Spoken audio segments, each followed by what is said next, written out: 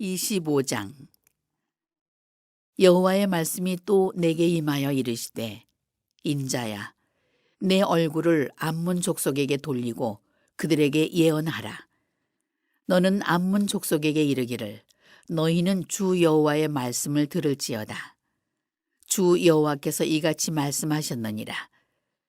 내 성소가 더럽힘을 받을 때에 내가 그곳에 관하여, 이스라엘 땅이 황폐할 때에 내가 그것에 관하여, 유다 족속이 사로잡힐 때에 내가 그들에 대하여 이르기를, 아하, 좋다 하였도다.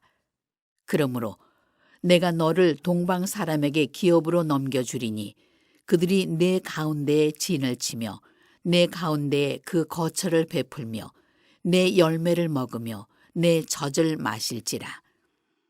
내가 랍바를 낙타의 우리로 만들며 암몬 족속의 땅을 양떼가 눕는 곳으로 삼은즉 내가 주 여호와인 줄을 너희가 알리라. 주 여호와께서 이같이 말씀하셨느니라. 내가 이스라엘 땅에 대하여 손뼉을 치며 발을 구르며 마음을 다하여 멸시하며 즐거워하였나니, 그런즉 내가 손을 내 위에 펴서 너를 다른 민족에게 넘겨주어 노략을 당하게 하며 너를 만민 중에서 끊어버리며 너를 여러 나라 가운데에서 패망하게 하여 멸하리니 내가 주 여호와인 줄을 너희가 알리라 하셨다 하라. 주 여호와께서 이같이 말씀하셨느니라.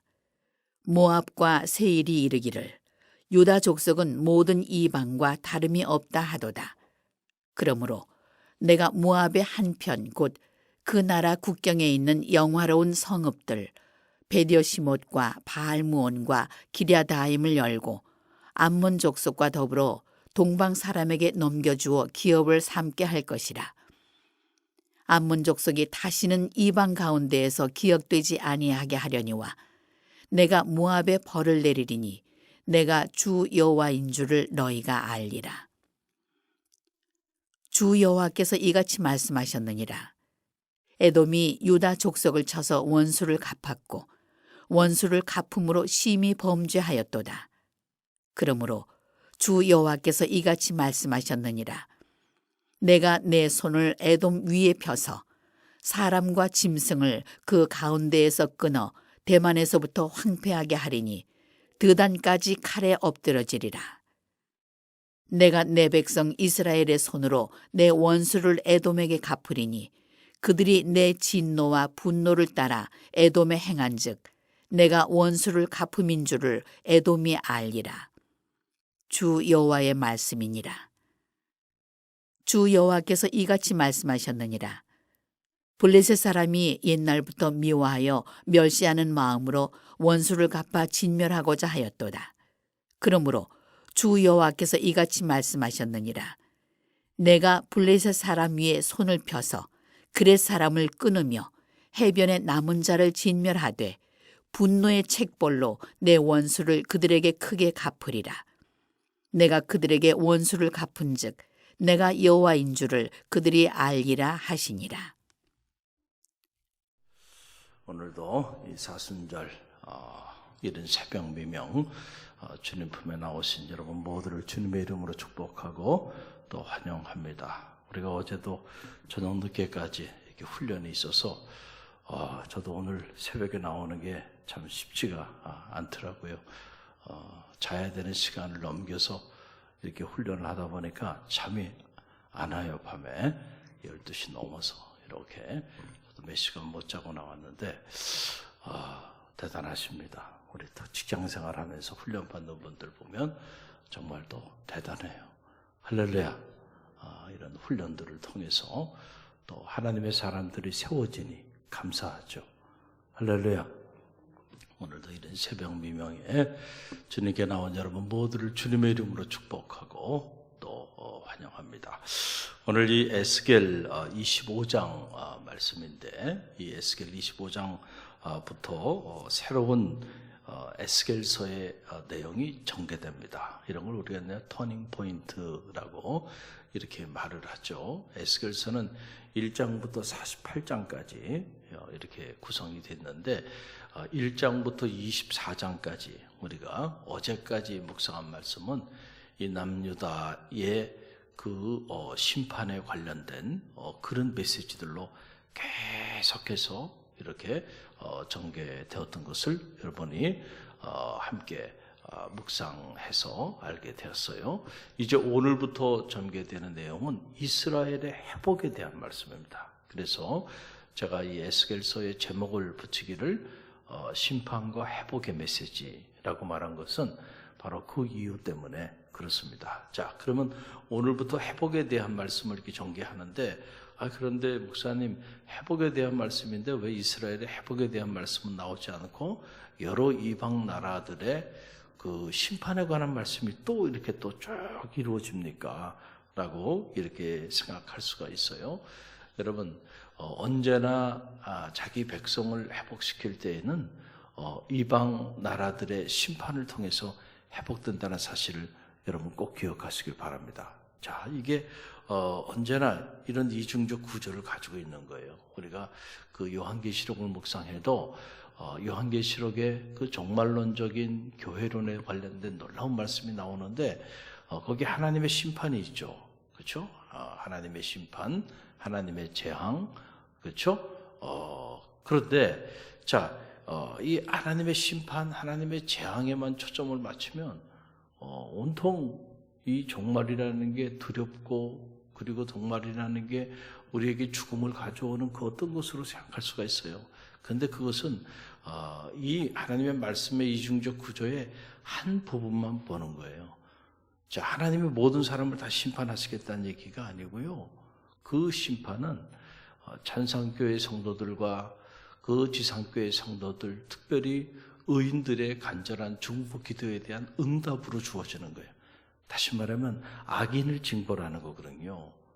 악인을 심판해야 의인이 승리하게 되는 거예요. 할렐루야. 그래서 이렇게 믿음의 길을 가는 성도들은 두려워할 필요가 없어요. 그 마지막 심판의 날, 그날은 승리의 날이고 기쁨의 날이고 구원의 날이고 의인이 대접받는 날이고 의인이 하나님의 은혜 가운데 영화로워지는 축복의 날임을 알아야 한다. 할렐루야. 그래서 저 의인의 이 억울함을 하나님이 들으시고 그들의 억울한 문제들을 다 공의롭게 해결해 주시는 그 날이 바로 하나님의 심판의 날인 거죠. 할렐루야.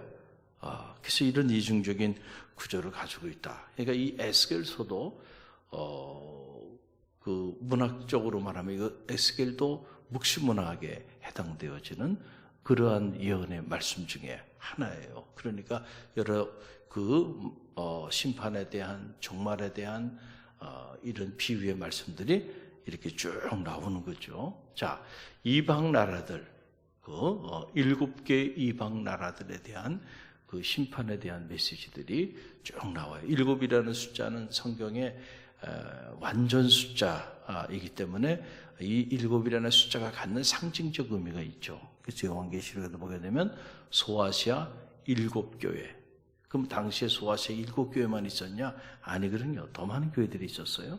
그런데 왜 꼭 7교회였는가? 7이라는 숫자가 완전한 숫자를 표명하기 때문에 당시 지상교회 또 앞으로 있을 수많은 지상교회를 대표하는 그런 교회들에 대한 메시지. 또 이 이방 나라들, 이 수많은 이방 나라들, 특별히 이제 7이 나라들을 택한 이유도 하나님의 뜻 가운데 거하지 않고 오히려 하나님의 백성들의 유혹의 대상이 되고 그리고 때로는 하나님의 백성을 괴롭히고 그리고 그들을 힘들게 했던 그런 나라들을 대표하는 그런 상징적인 숫자라고 우리가 볼 수가 있는 거죠. 보면 요단강 동편에 있는 암몬, 사해 바다 동편의 모압, 그 밑으로 에돔, 그리고 지중해 해변의 남쪽 블레셋, 지중해 해변의 북쪽 두로, 시돈 이 한 바퀴 돌아서 애굽까지 이렇게 해서 이 심판이 이 달팽이 모양으로 요단 동편에서 시작해서 시계 방향으로 돌아가면서 그 나라들에 대한 심판에 대한 메시지들이 쭉 나오고 있는 것을 보게 돼요. 그러니까 오늘 이 에스겔 25장의 예언은 암몬, 모압, 에돔, 블레셋에 대한 심판에 관련된 그런 말씀이 이곳에 기록되어 있는 것을 보게 됩니다. 자, 그러면은 왜 하나님께서 이들을 심판하셨을까? 여러분, 거기에 대해서 우리가 여러 가지 차원에서 생각할 수 있는데, 하나는 유다 백성, 남유다 백성들에게 지금 소망을 주기 위함이라는 거예요. 자, 이게 무슨 말일까요? 자, 지금 이제 남유다는 포로기에 지금 그들이 들어가서 이렇게 자리하고 있어요. 바벨론의 포로가 돼서 이제 그발 강가에서 에스겔이 하나님이 주시는 이 환상의 메시지를 지금 듣고 있는 거예요. 자, 그런데 그들에게 희망을 준다고 하는 것이 무슨 말일까라고 하는 사실이에요. 자, 여러분 에레미야 29장 11절 말씀해 보게 되면, 에레미야 29장 11절에 보면, 나 여호와가 말하노라, 너희를 향한 나의 생각은 내가 안 하니 재앙이 아니라 곧 평안이요 너희 장래에 소망을 주려 하는 생각이라. 자, 우리가 어려움을 당하고 고난을 당하게 되면 가장 먼저 무너지는 것이 우리의 생각입니다. 그래서 여러분들이 언제나 자기 생각을 관리를 잘 해야 돼요. 그래서 부정적인 생각을 가진 사람이 부정적인 태도를 갖고, 그리고 부정적인 기운을 이렇게 주변 사람들에게 나눠주면서 살아요. 그래서 그 부정적인 기운이 자기도 죽고 주변 사람들도 다 죽여버립니다. 그렇죠? 그런데 이 긍정적인 생각을 가진 사람이 긍정적인 자세를 갖고 긍정적인 에너지를 발산합니다. 성경이 말하는 기뻐하라, 그리고 범사에 감사하라, 이런 것들은 다 무슨 에너지예요? 부정적인 에너지인가요? 긍정적인 에너지예요. 여러분 가만히 보세요. 다 긍정적인 에너지예요. 하나님 말씀하시는. 믿으라는 거예요. 믿으라, 제발. 그만 불평하고 그만 원망하고 하나님의 살아계심을 신뢰해라. 그거 아닙니까? 홍해 앞에서도 하나님을 신뢰하라니까. 하나님의 얼굴을 구하라고. 홍해 앞에서도 하나님이 살아있는 사람은 불평하지 않습니다. 감사해요. 어찌하리 하나님이 이 환난을, 이 진퇴양난에 출구가 보이지 않아요. 앞으로 갈 수도 없고 뒤로 후퇴할 수도 없고. 여러분, 우리가 인생을 살다 보면 이런 상황에 놓이게 되죠. 출구가 보이질 않아요. 이거 어떻게 희망이 보이지 않는 절망이죠. 그럴 때에 우리의 생각이 무너집니다. 그러면서 나도 모르는 사이에 내 태도가 대단히 부정적인 태도를 취하게 돼. 그러면 얼굴 낯빛이 달라집니다.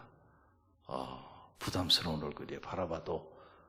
그리고 말을 하거나 대화를 섞어보면 아니나 다를까 나오는 말들이 삐딱한 말들만 나오는 거예요. 심각하게 시험에 빠져 있는 거예요. 이런 사람을 통해서는 하나님이 새로운 역사를 이루지 못합니다. 언제나 하나님은 어떤 사람을 통해서 일하세요? 믿음의 사람. 믿음의 사람은 이게 부정적인 생각을 가진 사람이에요? 긍정적인 생각을 가진 사람? 긍정적인 생각을 가진 사람이 믿음이에요. 지금 자녀의 문제, 가정의 문제, 사업의 문제, 내 삶의 이런저런 문제들이 내 안에 자리하고 있어도 절대 긍정! 절대 긍정. 시련이 있어도 절망은 없다. 제가 말씀드렸잖아요. 절대 긍정. 하나님이 살아있는 사람. 어떤 상황에서도 하나님의 행하시는 일에 대해 부정하지 않겠다. 하나님 살아계시고 하나님이 나를 통하여 일하고 계시다고 하는 사실을. 그렇기 때문에 정말 이해되지 않는, 그러니까 아브라함이 아들을 바치라고 그랬잖아요. 아들 어떻게 봐? 여러 번 같으면 난리 났을 거예요, 아마.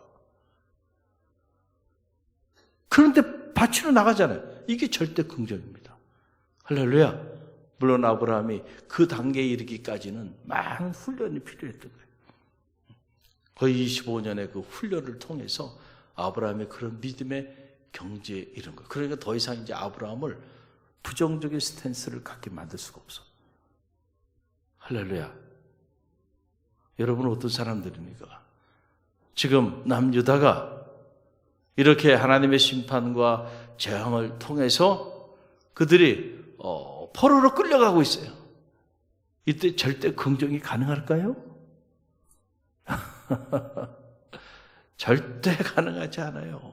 여러분, 아마 난리가 났을 겁니다. 성경에 자세히 기록되어 있지 않지만은 본인들이 한 것을 생각하지 않아요. 그리고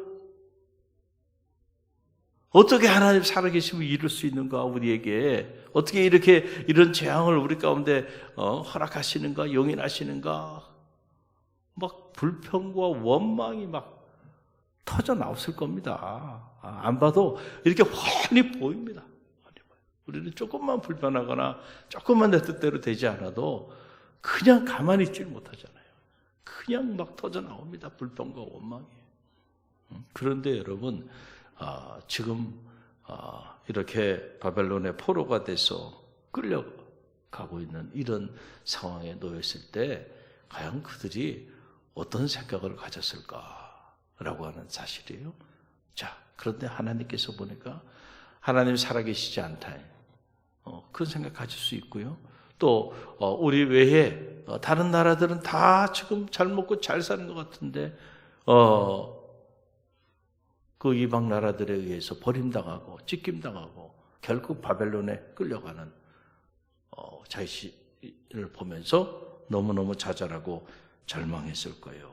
다 이 일곱 에스겔 25장에 나오는 일곱 나라들이 다 하나같이 과거에 이스라엘을 힘들게 하고 괴롭게 했던 이런 나라들이에요.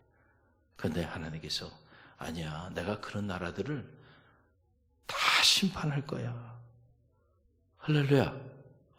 그러니까 여러분, 이런 악한 악인들이 심판을 당하는 거, 첫째는 하나님은 지금 살아계시지 않은 게 아니라 하나님 살아계세요.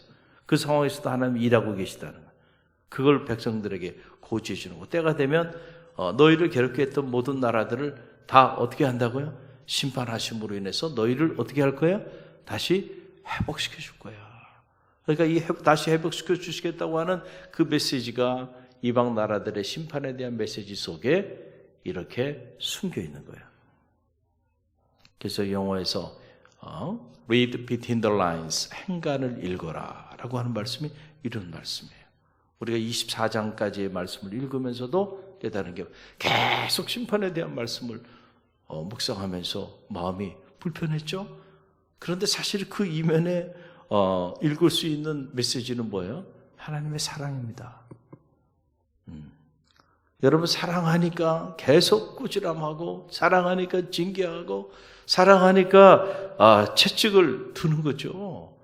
사랑하지 않으면요, 가장 무서운 게 뭐냐면요, 여러분, 무관심입니다.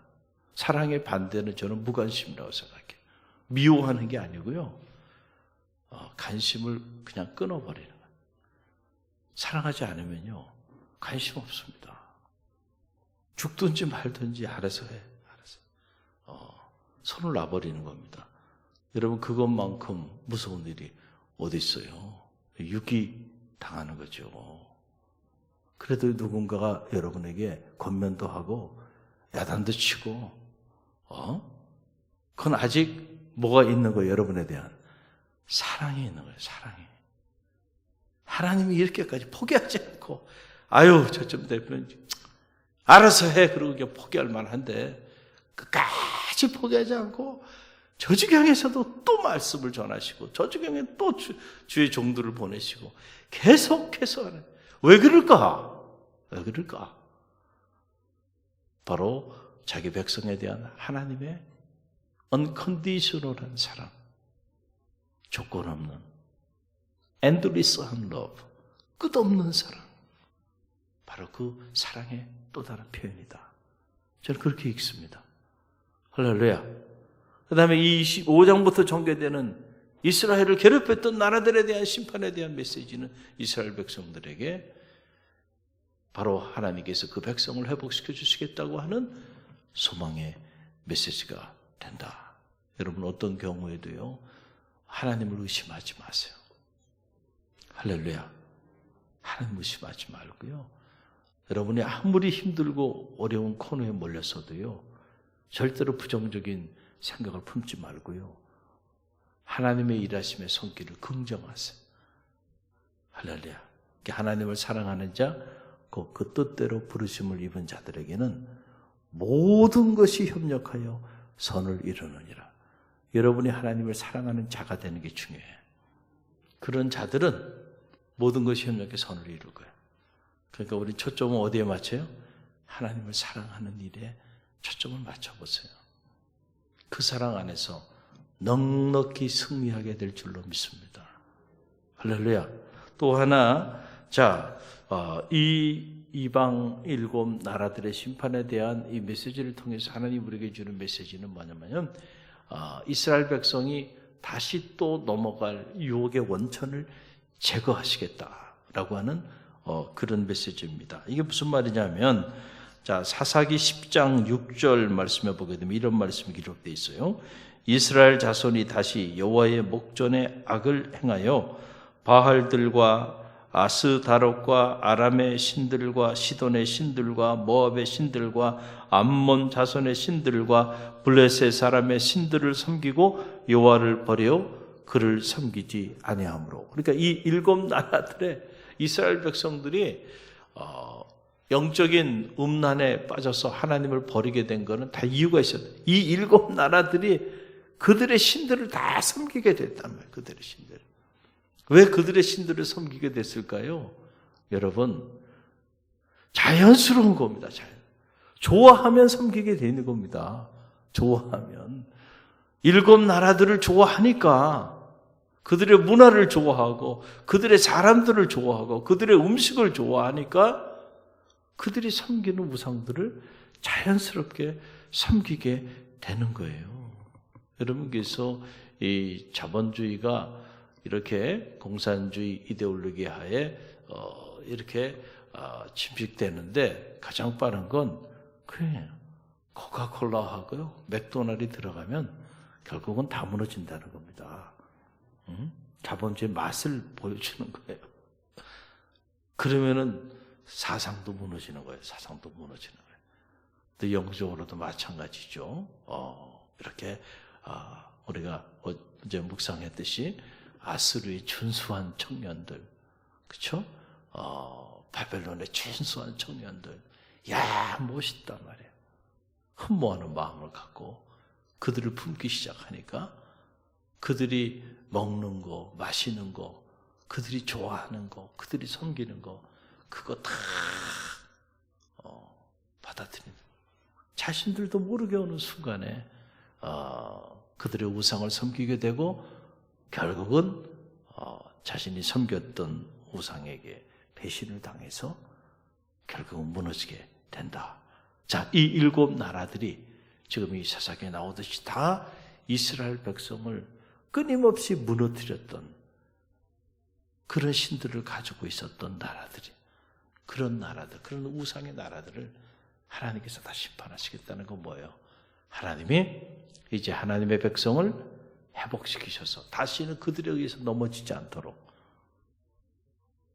유혹의 원천을 제거시켜버리겠다고 하는 그런 말씀이에요. 그래서 하나님의 심판은 놀라운 하나님의 사랑, 하나님의 공의가 실천되어지는 놀라운 구원의 사건이라는 사실을 여러분 꼭 기억하시길 바랍니다. 그래서 누군가가 하나님의 심판을 가지고 여러분을 협박한다고 한다면 여러분들이 잘 영적인 판단을 하고요. 여러분이 하나님의 사람으로 자리하고 있는 한 하나님의 심판은 두려움의 대상이 아닙니다. 할렐루야.